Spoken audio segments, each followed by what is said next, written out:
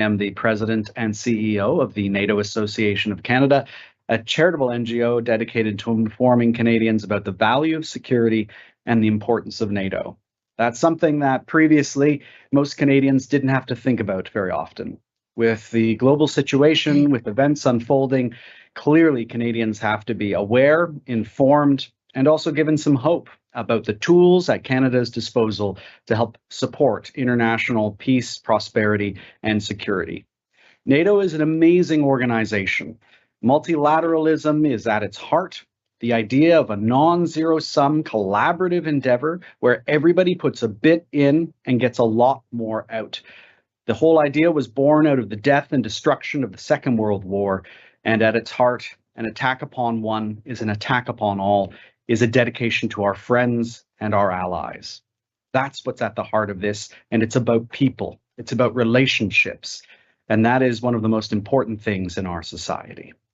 The NATO Association itself puts on events, holds conferences, receptions, also publishes constantly, and has a significant social media presence.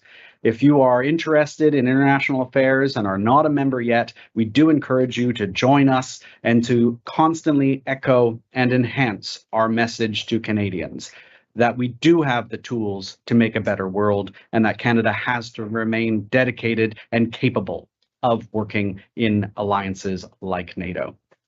Today, we have an outstanding opportunity to hear from Canada's representative to NATO, Heidi Hulan, Her Excellency. We'll have a formal introduction shortly, but I did want to give our chair, the Honourable David Collinette, a few words of welcome. David?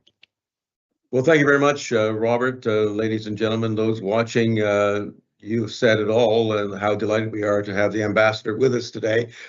She has a terrific reputation in the public service. She's very dynamic, and there's no doubt that she is the right person in the right position at a very tumultuous time for the world, but particularly for NATO. You talked about NATO, Robert, guaranteeing the peace of the lifetimes of most people watching this. I was born the year after the Second World War in the heart of London, which had been badly bombed, and my first memories were not pleasant ones of the destruction that war brought forward. And there's no question that NATO prevented a similar conflagration over the last 77 years.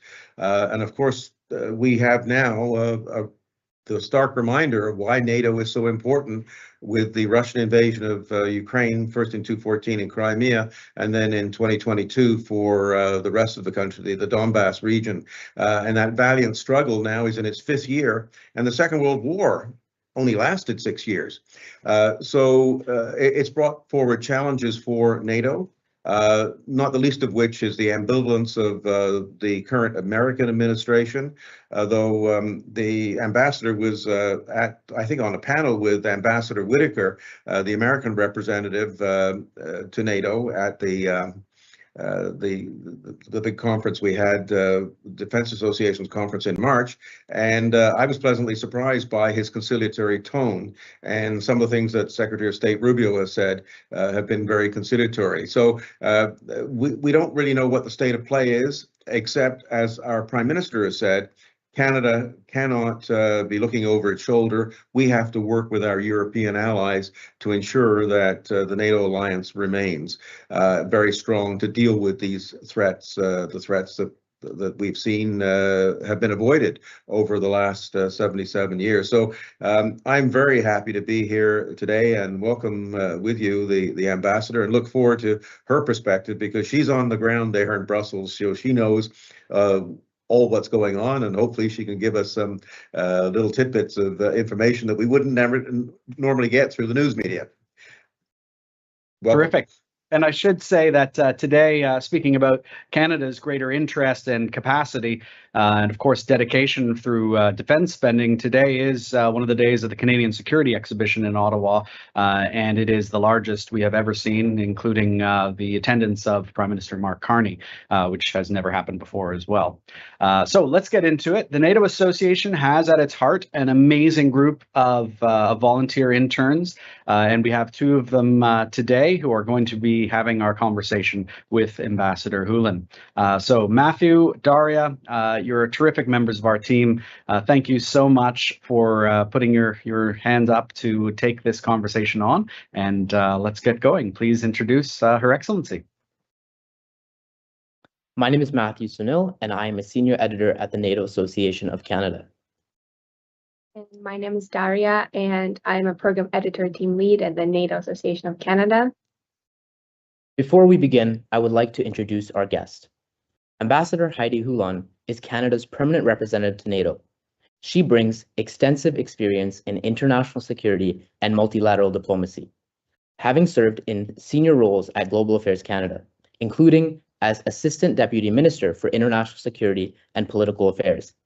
She has also served as Canada's ambassador to Austria and previously as Deputy Permanent Representative to NATO. Ambassador Hulan has held key leadership roles in global nuclear policy, including as chair of the International Atomic Energy Agency's Board of Governors and of the UN Expert Preparatory Group on a Fissile Material Cutoff Treaty. Ambassador, it is a pleasure to have you here with us today. We invite you to begin with some opening remarks before we begin today's moderated discussion. Thanks very much, Matthew and Daria, Robert, David. Great to see you as well. And thank you for the warm welcome. Thanks also to the NATO Association for the extraordinary work that you do, the way that you connect and engage with Canadians on NATO's mission and what it means for them and what it means for the world is essential, especially these days. And I'd like to thank you for it. It's a pleasure to be here.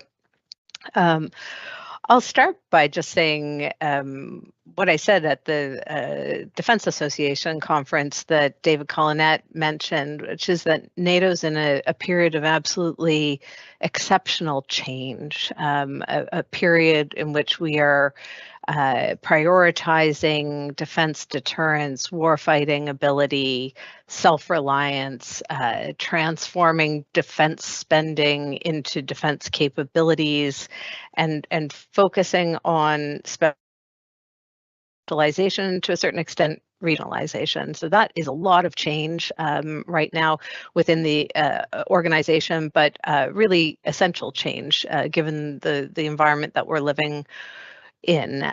Last year at The Hague, we agreed 5%, of course, 3.5% of GDP to be spent on core defense capabilities and 1.5% of GDP to be spent on defense-related investments, including in the resilience domain. That was a transformational moment for the alliance. I mean, an alliance that spends 5% of its GDP in that way would be a completely different beast than what we currently have, and would offer capabilities that go well beyond our NATO's current capabilities. So it's a really important decision. I've just come back from Sweden, where I was attending the NATO Foreign Ministers meeting with Minister Anand, and she carried a very clear message into that meeting, which is that Canada is committed fundamentally to doing what needs to be done to protect Canadians, to secure the Arctic, to contribute to allies' defense, and to support Ukraine.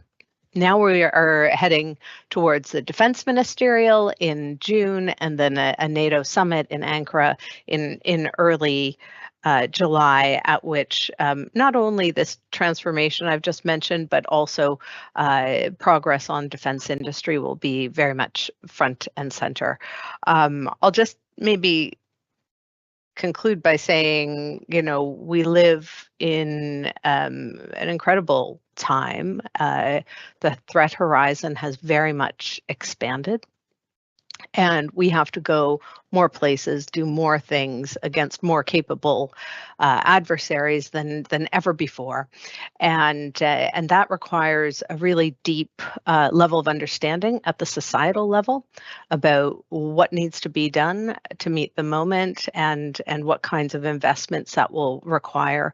And again, I'll just say thank you very much to the association. You're an important part of that in Canada, and it's a pleasure to be with you. Thank you very much, Ambassador, for those opening remarks. To begin, we'd like to start with a more broad discussion of where NATO stands today. So since 2025, NATO has adopted new regional defense plans, intensified exercises, and is currently preparing, as you've mentioned, for what many expect to be a historic 2026 summit. From your seat on the Atlantic Council, what do you think are the most important steps that the allies are taking to maintain the faith in collective defense and security? And also, how is Canada using its renewed credibility as a state that has reached 2% of its GDP spending on defense and security to strengthen this cohesion within the NATO alliance? Great. Thanks. Great question, because it's not to be assumed that spending automatically translates into increased cohesion. But I would just start by saying I don't want to quibble with the question, Daria, but I do think that Canada has always enjoyed more credibility at NATO than sometimes is evident in the public discourse. We have always treated the transatlantic bond as very precious to us and to our security and prosperity. Most recently, with the deployment of 2,000 troops in Latvia, but historically we did have a reputation, even at times when we were not spending or investing as much as we are now, in doing very difficult things for the alliance. You know, Kandahar comes to mind, very difficult part of Afghanistan to have been deployed in, and so I do think we have long-standing credibility that that comes from those kinds of contributions. That said, obviously the massive uplift in defense investment has been really important, not just in Canada, but across the alliance. I think we've all hit the 2% mark in the last year, and that comes with an obligation to walk the talk in terms of what we are actually doing with that money, making sure that those extraordinary investments are translated into real capabilities and an ability to deploy them. On the question more broadly, I'll just say that, I do think that we have shed remnants of the kind of underperforming ally. Those who were not at 2% were often thought about and talked about in that way. Many in our own country had been advocating for a long time for an uplift in defense spending. I am among them. But definitely the getting to 2% and having a trajectory beyond it gives a different level of credibility and standing in the alliance. It makes it more important to be included in rooms where decisions get taken, that sort of thing. So definitely our uplift has been very important. Second, the defense investment strategy and the strengthening of procurement through the establishment of a new defense investment agency in Canada means that we'll bring more capabilities online faster in our country, and that also supports allied deterrence and defense by sort of connecting the spend to the capabilities to the very special things that Canada brings to bear, whether it's in the area of critical minerals, other kinds of raw materials, advanced systems of different kinds. And then finally, leading on defense industry issues, including the really important issue of defense financing. It's not enough to have big defense budgets. The finance has to flow in certain ways to support innovation, and you've seen that Canada has put a lot of effort into establishing financial architecture that's made for this moment. Financial architecture that's not a peacetime financial architecture, but one that can move very quickly, especially for SMEs. And I mention all of that because cohesion really comes in the alliance from shared vision and confidence in the capacities. And so everything that we do to make procurement faster, to invest in ways that also innovate, to make sure that the systems are meeting the moment, all of that feeds cohesion in a really important way. And then finally, could I just say Arctic security leadership? You've seen the establishment of Arctic Sentry. I don't think it's a secret that Canada had a lot to contribute to the design of that and the push for it at NATO. And we are ourselves pivoting our investments to be focused much more squarely on the Canadian Arctic, which has greater risks attached to it than it did at any point in my lifetime. And I mention that here because in addition to a shared vision, in addition to confidence that the capabilities will be there, confidence that everyone is taking care of their own part of the alliance, their own corner of the alliance territory, is also really essential part of making sure that we're all pulling in the same direction. So I'll leave it there, but just to say we're working on a lot of things all at once, and all of those contribute to the cohesion and confidence that the alliance needs in order to meet the moment. Thank you, Ambassador. Public attention to NATO tends to rise during crises and then fade afterward. From your perspective, what are the biggest misconceptions Canadians still have about NATO's role today? And what aspects of the alliance have become more important over the last decade than many people realize? Right. Thanks. Look, I mean, I think the alliance's functions and role have changed dramatically over the decades it has existed, and that evolution has matched the threat environment, right? And so during the Cold War, sorry, I may lose connectivity here momentarily. If I do, bear with me, and I will make sure that I come back on screen without much delay. But just to say, before 2014, we had spent 2 decades focused on out-of-area expeditionary operations, crisis management operations. Today, our focus is on defense and deterrence, really core mandate of the alliance, and so that's probably. Those changes have probably contributed to the ebb and flow of Canadians' understanding also of what NATO does and what it's for.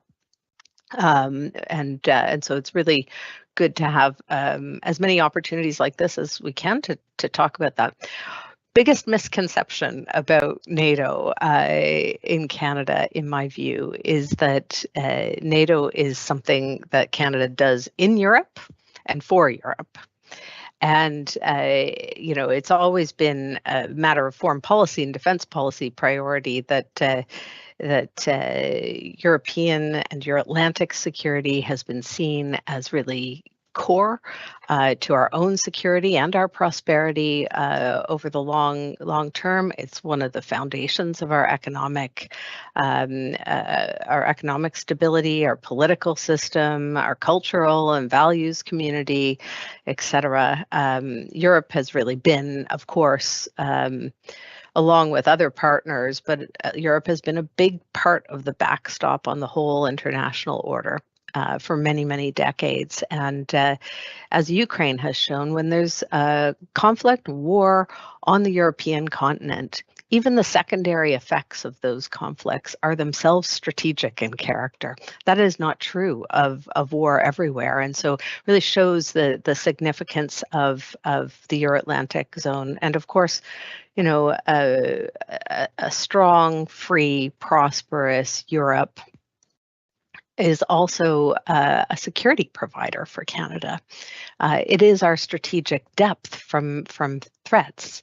It's not enough, but it's very, very important. So for Canada, you know, NATO is something we do also for ourselves, and a lot of the activity is in Europe, but it bears direct value for our own security and prosperity.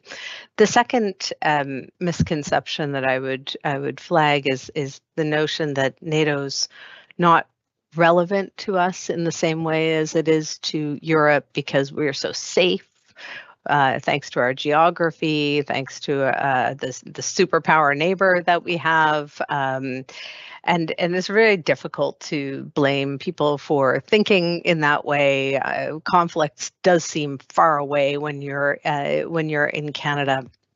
Including current wars, and you know the effect of the threat, rather, sorry, of invasion, direct military conflict on our continent is very low compared to most other parts of the world. But the harsh reality is that, you know, the evolution of the international security environment means that Canada is under greater threat than we have been at any point in my lifetime. And, you know, we have a belligerent, aggressive Russia that is bent on building a sphere of influence in Europe, which for reasons I just talked about is a threat to us. We have others who are trying to remake the international order in a direction which does not favor the kind of democratic, market-oriented economies that the UN has traditionally you know, favored, I would say. Technology, missile technology in particular, has rendered the spaces between us and adversarial actors, you know, smaller in a way. And of course, the Arctic is not frozen in the same way as it was. So we have a new physical approach to the Canadian North American continent that didn't exist before. All of that means that we're just much less secure than we have been at the level of threat for you know, recent decades and indeed at any point in our history, I would say. And in that environment, we're just stronger with our allies and friends. And so I really see those as the things that keep coming up when I talk to Canadians about what we do at NATO and why. It seems far away, but when we look at the alliance in the context of the threats that Canadians face, actually very, very relevant. Thank you very much, Ambassador. We now know that Canada has enjoyed credibility within NATO even when it didn't reach the 2% defense spending. That being said, it is the first time that Canada has reached that benchmark since the end of the Cold War. And there are also, as you've mentioned, discussions about reaching 5%, and Canada is committed to do that by 2035. So with that in mind, we're wondering that as Canada moves from catching up to perhaps having a bigger role in shaping the NATO agenda, there are several competing interests such as the Arctic, NORAD, European defense and security, the Indo-Pacific theater, energy independence, and also new emerging domains like cybersecurity and space. So if you had to rank these many priorities, where do you think Canada should move first, and what should Canada prioritize to make sure that the resources Canada invests are spent wisely and the outcomes are the most significant for the alliance? Right. Well, thanks. Just on the fundamentals that decision on defense commitment, defense investment commitment, 5% of GDP has the two components. One is 3.5% of GDP on core military capabilities. And that's everything from, planes to ships to people's salaries, et cetera, core military expenditures. And second, 1.5 of GDP on things that are, I would say, security related, military related, things like resilience, innovation, strengthening the industrial base, et cetera. Both are really important these days. I don't know if you would like to speak about hybrid. I spend a lot of my time thinking about hybrid warfare, and I can tell you that you cannot succeed in it without the kinds of investments envisaged in that 1.5% basket. But both are really essential to meeting current threat environment. At the same time, more important than hitting the numbers, which is not a presaging of the intent not to hit the numbers, not at all. But what is really important is the capabilities that you get for the money that you spend. You could spend a lot of money and not get as much capability for it. You could spend money in a way that drives defense inflation and end up buying less security for every dollar that you spend. So, really how we do the investments is really vital to our ability to get what we need for Canadians and for our own security dividend out of that investment. In terms of ranking the issues, Daria, I wouldn't dare rank all of those things that I think you mentioned, everything from NORAD to the Indo-Pacific. I won't try to rank all of those, but I would say that there are a few things that we must work on as a matter of priority, and we must work on those things concurrently. One is responsibility for defending our own territory. In NATO, Article 3 of NATO requires that every ally be capable of defending their own territory.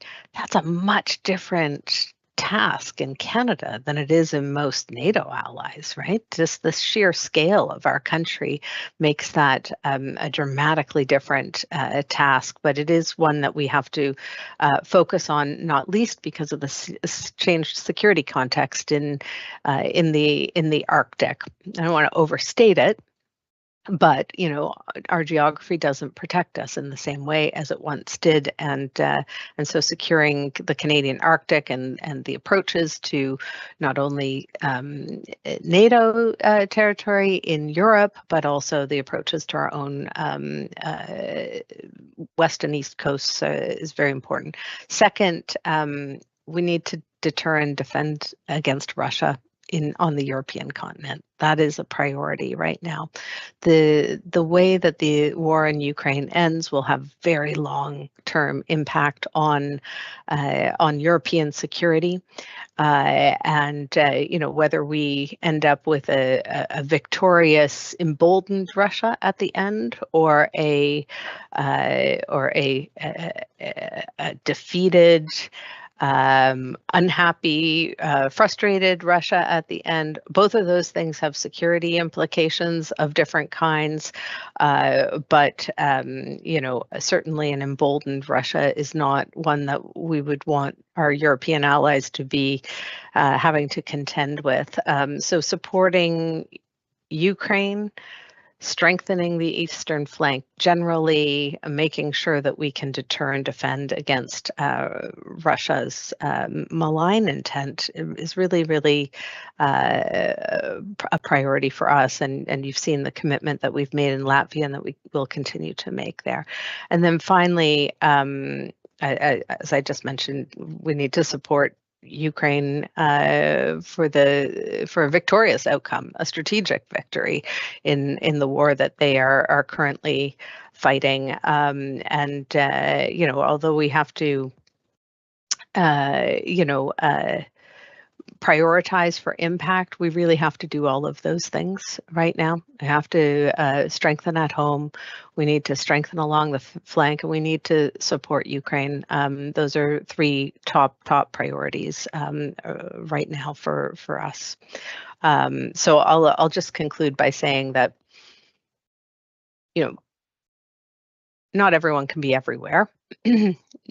Nobody is that large, not even the Americans.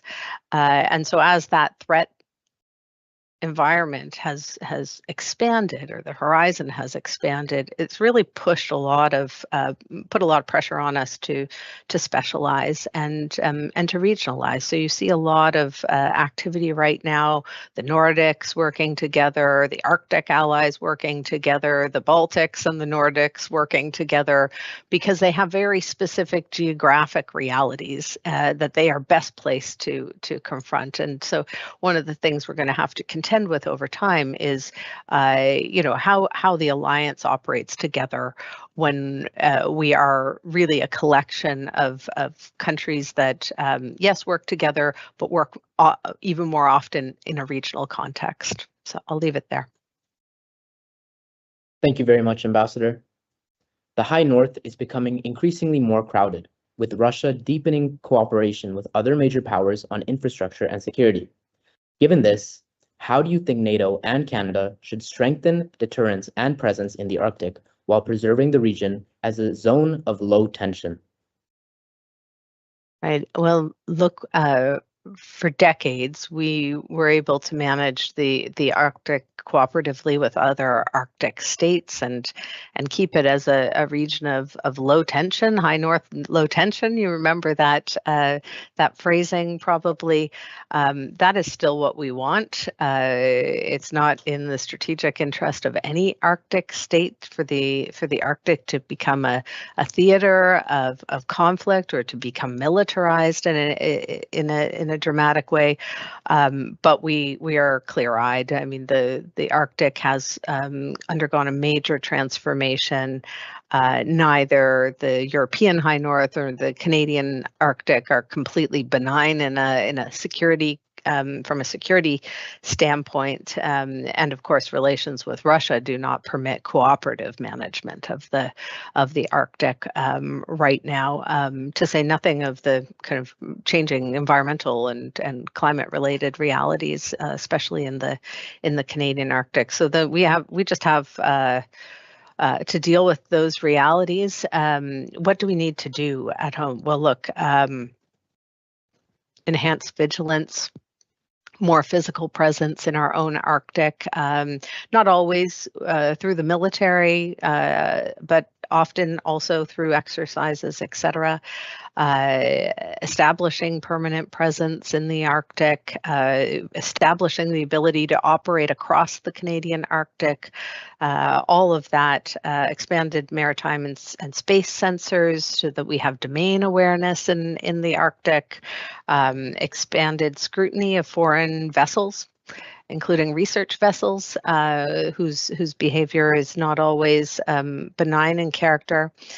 All of that enhanced vigilance, very, very important. Second, enhanced resilience in our northern communities, infrastructure, telecommunications, energy, transportation, all of that, very, very important. And of course, enhanced strategic communications about what we're facing in the Arctic, and how we are monitoring and managing those risks. Second, I would just say working within NATO, like those things are things we have to do, and we do them at home and very important domestically, but also we're working with NATO, through NATO, to strengthen interoperability. We talked about Arctic Sentry already. Arctic Sentry will feature a lot of exercises, right? And the more we are interoperable, the more capable we are going to be, the more able to deter through a coherent approach that leverages the strength of the Arctic allies as a whole. All of those things, so the enhanced vigilance, the presence, the resilience, the stratcoms, et cetera, all of those things strengthen our security in real ways, make it easier to operate in the long term in a physical context, but are not actions that would raise tensions naturally. I think we don't see those as being escalatory in character. And that's particularly true right now, I would say, because Russia is Russia's attentions are very much dominated by Ukraine. And so I'll just conclude there just to say that all of that prudent uplift in presence, in monitoring, in resilience, that's all deterrence without being militarization. And so we think that it's possible to really strengthen your security without increasing kind of the tensions that we want to avoid. Thank you very much, Ambassador. We'd also like to discuss Ukraine, which you've mentioned is one of the key pillars that Canada should invest in within NATO. So most NATO members have described Ukraine's future in the alliance as irreversible. However, the membership timing and the conditions do remain quite uncertain. So the question is, beyond ceasing the hostilities and resolving the immediate battlefield situation, what are the political and institutional obstacles that need to be resolved to ensure Ukraine's long-term security? And also, how does Canada work inside NATO to both support Ukraine's membership aspirations, but also more broadly ensure that Ukraine's long-term and sustainable security is guaranteed? Right. Well, look, I think Ukraine's Euro-Atlantic aspirations and future is something that we will support, push, encourage to the end. It's something that we have had a very strong position on at NATO and beyond. And we make it clear at every possible opportunity, both inside our private discussions and in public as well. But we work within the existing realities. The reality is that Ukraine is at war, and beyond that, of course, there is a reform process that standards that NATO membership requires. What's really amazing about Ukraine is that they've continued to make progress on their internal reforms, even as they've fought this brutal war. So really so impressive to watch the strides that they are taking, and we have a very productive discussion with the Ukrainians about where they see themselves wanting our engagement in that reform process, where they see themselves as having already made the progress that they would need to make them fully interoperable, etc. But I would say that soon enough, the discussion is not going to be so much about how do we make Ukraine interoperable with NATO, but how do we make NATO interoperable with Ukraine? Ukraine as a security provider is just, unquestionable what they are doing for Europe right now, holding back Russia the way they are, but the capacities and capabilities and technologies that they have mastered just go beyond anything that Western Europe or even North America have achieved, and they've done it because they're in that war and they're innovating at a pace that is almost inconceivable. I've been to Ukraine 4 times since the war began.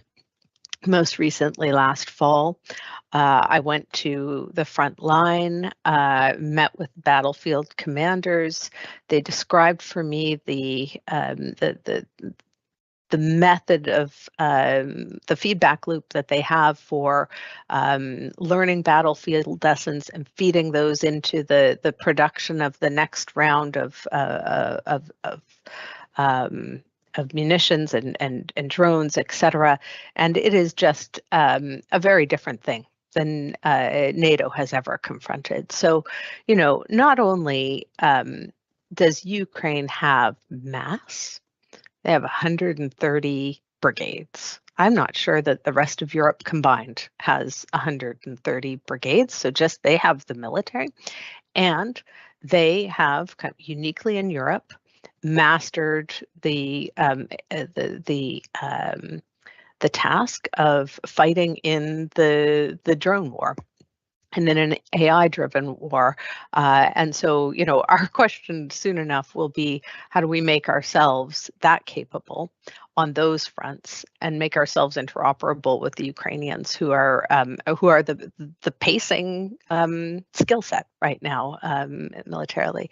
And, obviously, it's very much in our interest to support them to be as strong as possible for whatever outcome, whether it's a negotiated outcome or whether it's continued military confrontation, to support them for the long term in that, and in the reconstitution maintenance of their armed forces be very, very important for all of us in the long term.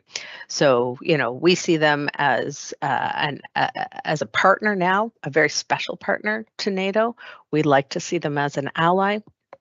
And, between now and that moment, we just see ourselves getting closer and closer to Ukraine in terms of our readiness and how we think about technology, how we will need to fight in the future. Thank you very much, Ambassador. Shifting to nuclear deterrence and arms control, you have chaired the IAEA Board of Governors and led high-level work on fissile material negotiations and nuclear security. With all major nuclear armed states modernizing their arsenal and core arms control frameworks eroding, how do you see space for meaningful arms control, verification, and risk reduction initiatives that are compatible with NATO's nuclear deterrence posture? Where could Canada, as a non-nuclear ally, most credibly contribute here? So I can answer this very briefly. We maintain a long-standing policy that is unchanged, which is that we want pragmatic, step-by-step progress on nuclear disarmament. We want a world without nuclear weapons when the conditions permit. The conditions obviously don't permit right now. And it's a tough time, I think, for arms control and disarmament, generally speaking. Right now, what we need is a very clear capacity to deter, including in the nuclear domain, and NATO's nuclear weapons are maintained for that purpose. But one thing I would say is that the modernization programs are obviously challenging in the broadest sense, but they can diminish the risk of nuclear miscalculation, nuclear accidents. Improved command and control can do that. Increased reliability and predictability can contribute to that. It enables smaller arsenals. So there are some benefits to the modernization agenda, which are often kind of, I think, undertreated in that discussion. So where can Canada play? Boy, everywhere we can. We love to be involved in those discussions. We think it's important to stay sharp on nuclear issues, generally speaking, because in the European security context, the day will eventually come.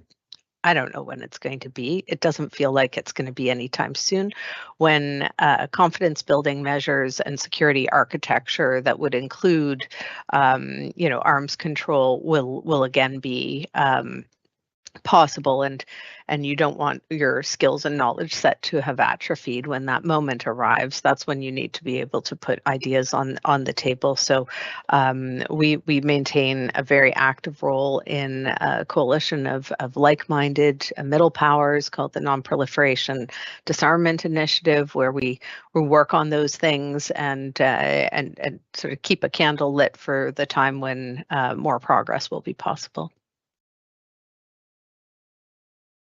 Master. I think we're at time, but if it's I could maybe do one more question, Daria, if that's helpful. No, I think we can conclude here. Thank you very much Okay. for sharing your insight with Good. us today. We truly appreciate you joining the NATO Association of Canada for this conversation on the role of Canada in NATO and sort of the broader standing of NATO as an alliance. And also thank you everybody who's joined us today to watch this interview.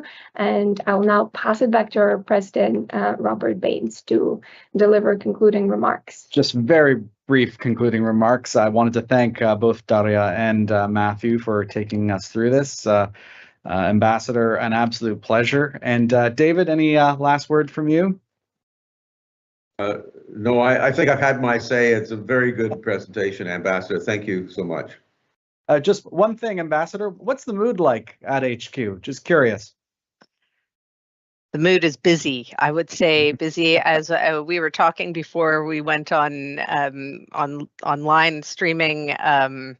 We have 40 days until the NATO summit. A lot has to happen. It just feels like the velocity of events and projects is extremely challenging right now. But the mood, I would say, is pretty good heading into the summit.